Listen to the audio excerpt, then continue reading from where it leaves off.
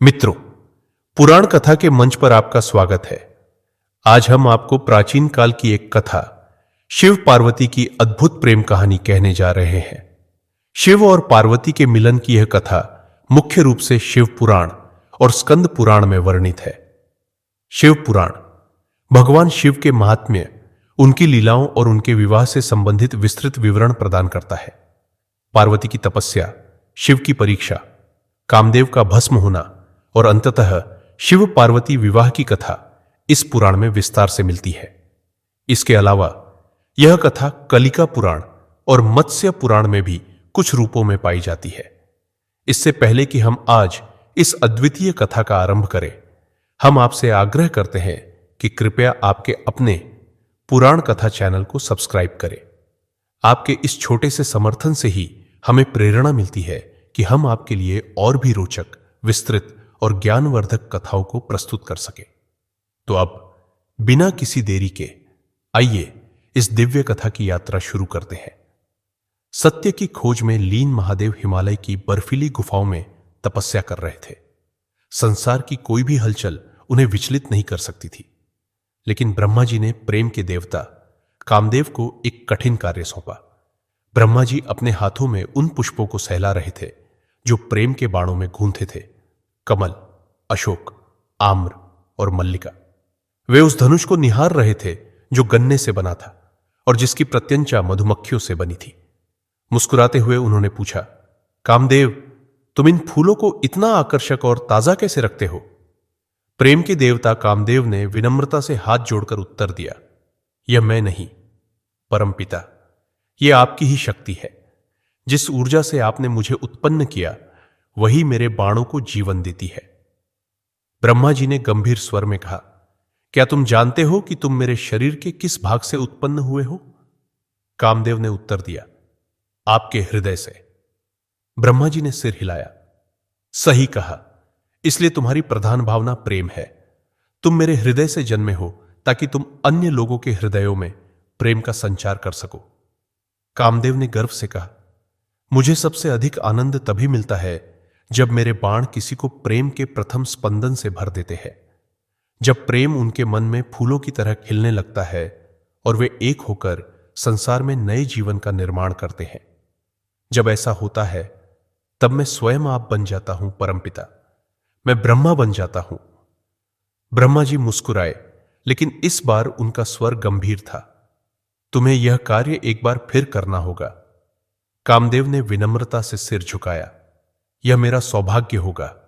मेरा बाण ब्रह्मांड में किसी भी हृदय को भेद सकता है। मेरा अगला लक्ष्य कौन है? ब्रह्मा जी ने गहरी सांस ली और बोले, क्या तुम्हारे बाण महादेव के हृदय को स्पर्श कर सकते हैं? यह सुनते ही कामदेव सिहर उठे। उनका चेहरा मुरझा गया, स्वर कांपने लगा। महादेव, उन्होंने असमंजस में दोहराया।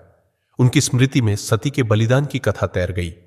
कैसे शिव शोक और क्रोध से भस्म हो चुके थे, कैसे उन्होंने संसार से नाता तोड़ लिया था। कामदेव का गला सूखने लगा। वे हकला उठे।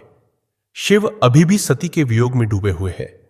उनका हृदय तो मानो पत्थर बन चुका है। वहां प्रेम का कोई स्थान नहीं बचा है परमपिता। ब्रह्मा जी का मुख गंभीर था। उन्हें मालूम था कि कामदेव के लिए यह सबसे कठिन परीक्षा होने वाली थी, लेकिन यह आवश्यक था। ब्रह्मांड के संतुलन के लिए, सृजन के चक्र को बनाए रखने के लिए शिव को प्रेम की ओर पुनः लौटना था। कामदेव भयभीत हो उठे। उन्होंने कांपते स्वर में कहा, परमपिता, महादेव ने मुझे पहले ही वासना के कारण दंडित किया था और अब आप चाहते हैं कि मैं वही भावना उनके भीतर जागृत करूं? ब्रह्मा जी ने गंभीर स्वर में कहा, यह केवल तुम्हारे लिए नहीं बल्कि ब्रह्मांड की रक्षा के लिए आवश्यक है। क्या तुम नहीं जानते कि तारकासुर को वरदान प्राप्त है?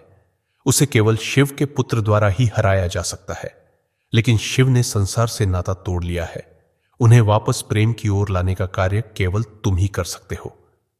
कामदेव चौंक गए। आदिशक्ति पुनर्जन्म ले चुकी है? ब्रह्मा जी ने सिर हिलाया। हां, वे 3 बहनें थीं। पहली कुटिला अत्यधिक अभिमानी थी, इसलिए मैंने उसे नदी बनने का श्राप दिया। दूसरी रागिनी अत्यंत निर्बल थी, इसलिए मैंने उसे संध्या में बदल दिया। लेकिन तीसरी वही है, आदि शक्ति का पुनर्जन्म। उनका नाम क्या है? पार्वती।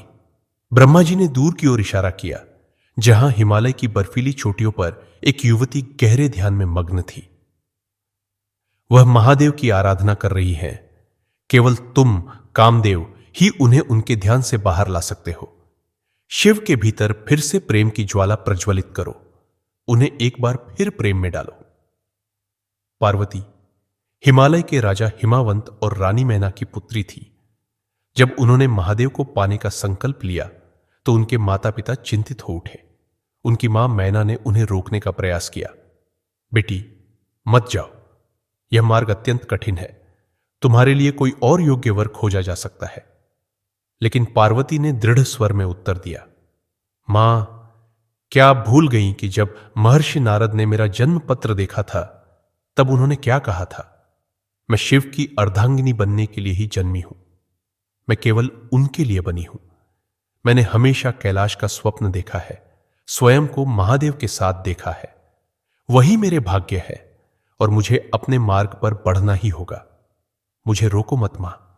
मुझे आशीर्वाद दो कि मैं अपने जीवन के उद्देश्य को पूर्ण कर सकूं। अपने लक्ष्य की ओर बढ़ते हुए पार्वती ने हिमालय की दुर्गम चोटियों पर कठिन तपस्या शुरू कर दी। कामदेव ने पार्वती को ध्यानमग्न देखा और फिर महादेव की ओर दृष्टि डाली। महायोगी शिव ध्यान में लीन थे। उनकी आंखें बंद थीं, शरीर स्थिर था, जैसे कोई शिला भीषण पीड़ा में चुपचाप रक्तस्राव कर रही हो। कामदेव का हृदय भय से धड़क उठा। उनकी उंगलियां धनुष की प्रत्यंचा खींचने से हिचक रही थी, परंतु ब्रह्मा के शब्द अब भी उनके मन में गूंज रहे थे। तारकासुर के अंत के लिए यह आवश्यक है। उन्होंने साहस बटोरा, धनुष उठाया और प्रेम का बाण छोड़ दिया। जैसे ही बाण शिव की ओर बढ़ा, चारों ओर मधुमक्खियां गूंजने लगी, पक्षी गाने लगे। मंद सुगंधित वायु शिव के केशों में बहने लगी। महादेव की नासिका में फूलों की सुगंध भर गई। चारों ओर बसंत का संचार होने लगा। प्रकृति में सौंदर्य और आकर्षण की लहर दौड़ गई। फूलों के उन चार बाणों ने पत्थर से कठोर हृदय में अपनी जड़ें जमाने का प्रयास किया। शिव ने हल्का सा हिलना शुरू किया। उनकी आंखें धीरे धीरे खुली, फिर तीसरी आंख भी खुल गई। अग्नि की ज्वाला प्रज्वलित हुई और देखते ही देखते कामदेव जलकर भस्म हो गए। उनकी राख हवा में बिखर गई। पक्षी और फूल भी जल गए। पूरा ब्रह्मांड कांप उठा। कामदेव का बाण शिव के भीतर प्रेम नहीं जगा सका, बल्कि उसने उनकी योग्य साधना में विघ्न डाल दिया था। परिणाम स्वरूप उनके क्रोध की ज्वाला ने कामदेव को नष्ट कर दिया। देवताओं ने विलाप किया। ब्रह्मा जी चिल्लाए, तुमने क्या कर दिया महादेव? शिव मौन रहे। वे धीरे धीरे आगे बढ़े और धरती पर बैठी एक स्त्री को देखा, रति, कामदेव की पत्नी। रति ने अपनी मुट्ठी में पति की राख भर ली। उसकी आंखों से आंसू बह रहे थे। सती और रति दोनों को अग्नि ने छीन लिया। वह फूट फूट कर रोने लगी। सती जली और मर गई, लेकिन मैं सती की तरह नहीं मरूंगी। मैं सदा के लिए जलती रहूंगी। शिव ने करुणा से उसकी ओर देखा और उसके सिर पर हाथ रखा। नहीं, कामदेव फिर जन्म लेंगे। द्वापर युग में वे पुनः अवतरित होंगे और तुम उनसे फिर मिलोगी। रति ने अपनी आंखों से अश्रु पोंछे, लेकिन उसकी पीड़ा बनी रही। ब्रह्मा जी आगे आए और शिव को उनका त्रिशूल सौंपते हुए बोले, अब तुम्हें भी अपनी सती से पुनर्मिलन करना होगा। वे कठोर तपस्या कर रही है। शिव ने अपनी दृष्टि झुका ली। मैं अब किसी को चाह नहीं सकता। मैंने प्रेम की माया देख ली है। यह केवल पीड़ा देता है। ब्रह्मा जी ने गंभीर स्वर में उत्तर दिया, लेकिन वह सती ही है, वही आत्मा जो तुमसे कभी अलग नहीं हो सकती। उन्होंने पुनर्जन्म लिया है ताकि वे कभी भी तुमसे दूर न हो। तुमने सृष्टि के सृजन का मंत्र दिया था और अब केवल तुम्हारा ही पुत्र इस ब्रह्मांड को सुरक्षित रख सकता है। शिव मौन रहे, लेकिन उनके भीतर कुछ बदल रहा था। क्या वे पुनः प्रेम को स्वीकार करेंगे? क्या पार्वती का तप उन्हें उनकी ओर आकर्षित कर सकेगा? ब्रह्मा जी बोले, शिव और शक्ति का यह मिलन अनंत है। यह केवल तारकासुर के विनाश के लिए नहीं, बल्कि समस्त ब्रह्मांड की रक्षा के लिए आवश्यक है। लेकिन शिव ने सिर हिलाया, अभी नहीं, अभी नहीं। उन्होंने अपनी तीसरी आंख खोली नहीं, बल्कि अपने मन की आंखों से पार्वती को देखना शुरू किया। वह हिमालय की ऊंचाइयों में ध्यानस्थ थी। बर्फीली हवाओं के थपेड़े उन्हें जमाने का प्रयास करते, लेकिन हर सुबह उनका तप उन्हें पुनः जीवन दे देता। रात्रि में उनका शरीर हिमखंड की भांति ठंडा पड़ जाता, लेकिन प्रातः होते ही उनकी भक्ति की अग्नि उन्हें फिर से जागृत कर देती। उन्होंने भोजन और जल का त्याग कर दिया था। पहले वे केवल एक पत्ते पर निर्भर रही, फिर उन्होंने उसे भी छोड़ दिया। अब वे केवल शिव के नाम के सहारे जीवित थी। उनका शरीर दुर्बल हो गया था, लेकिन उनका संकल्प अडिग था। शिव ने यह सब देखा। उन्होंने उन लोगों को भी देखा जिन्हें उन्होंने स्वयं भेजा था, ताकि वे पार्वती को हतोत्साहित कर सकें। वे उनकी तपस्या को विचलित करने आए थे, लेकिन पार्वती ने उन्हें शाप देकर भगा दिया। शिव ने हल्की मुस्कान के साथ कहा, अपर्णा। पार्वती स्थिर रही। फिर पुनः वह स्वर गूंजा, जैसे बर्फ खुद यह नाम फुसफुसा रही हो, अपर्णा। अब पार्वती ने अपनी आंखें खोली। उनके सामने स्वयं महादेव खड़े थे, वही महादेव जिन्होंने कामदेव के प्रेम को अस्वीकार कर दिया था, लेकिन पार्वती के प्रेम ने उन्हें आकर्षित कर लिया था। अपर्णा, पार्वती ने धीमे स्वर में दोहराया। शिव मुस्कुराए। हां, तुम अपर्णा हो, जिसने पत्तों तक का त्याग कर दिया। पार्वती ने कहा, लेकिन मेरे माता पिता ने मुझे पार्वती नाम दिया था प्रभु।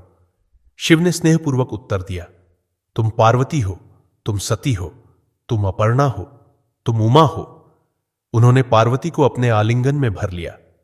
तुम सब कुछ हो और तुम मेरी हो, सदा के लिए। उन्होंने पार्वती को अपने आलिंगन में भर लिया। यह केवल दो आत्माओं का मिलन नहीं था, बल्कि संपूर्ण ब्रह्मांड के संतुलन का पुनर्स्थापन था। यह शिव और शक्ति का पुनर्मिलन था। यह सृष्टि की स्थिरता और प्रेम की अमरता का प्रमाण था। अब शिव के पास कोई कारण नहीं था कि वे इस विवाह को टालें। स्वयं ब्रह्मा, विष्णु और समस्त देवताओं ने इस पावन मिलन के लिए स्वर्गलोक में उत्सव की घोषणा कर दी। हिमालय ने गर्व के साथ अपनी पुत्री के विवाह की तैयारियां की। विवाह के दिन शिव अपनी अद्भुत बारात लेकर आए। उनकी बारात में भूत, प्रेत, योगी, नाग और अन्य विचित्र जीव थे। पार्वती की मां मैना इस विचित्र बारात को देखकर भयभीत हो गई, लेकिन पार्वती ने मुस्कुराते हुए उन्हें आश्वस्त किया, ये केवल रूप है मां। इनके भीतर जो शिव है वे साक्षात प्रेम और सृजन के अधिष्ठाता है। शिव और पार्वती का विवाह संपन्न हुआ।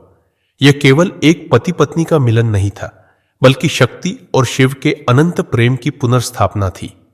इस मिलन ने ब्रह्मांड को शक्ति दी, जिससे कार्तिकेय का जन्म हुआ, वह बालक जिसने तारकासुर का वध कर देवताओं को मुक्त किया। कथा से शिक्षा।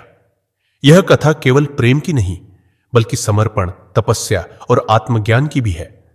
पार्वती ने केवल शिव को नहीं पाया, बल्कि अपनी आत्मा की शक्ति को भी जागृत किया। शिव, जो प्रेम से दूर भागते थे, पार्वती के अटूट समर्पण से प्रेम को स्वीकार करने के लिए बाध्य हुए। यह कथा हमें सिखाती है कि सच्चा प्रेम केवल आकर्षण या वासना नहीं होता, बल्कि आत्मा की गहराइयों में रचा बसा एक अटूट संबंध होता है, जो किसी भी कठिनाई को पार कर सकता है और सृष्टि को नया जीवन दे सकता है। मित्रों, आप सभी से निवेदन है कि आप इस कथा को अपने सभी शुभचिंतकों, मित्रों और सहकर्मियों के साथ साझा करें और उन्हें भी पुराण कथा के माध्यम से धर्म के गूढ़ रहस्यों का अनुभव साझा करें, और साथ ही हमारे प्रयास पर अपना लाइक का अंगूठा दिखाते हुए आपके अपने मंच पुराण कथा को सब्सक्राइब करें। हमारे साथ इस कथा के अंत तक जुड़े रहने के लिए आप सभी का बहुत बहुत धन्यवाद। भगवान महादेव आप सभी को प्रसन्न रखें और सदा आप पर मंगल आशीर्वाद बनाए रखें।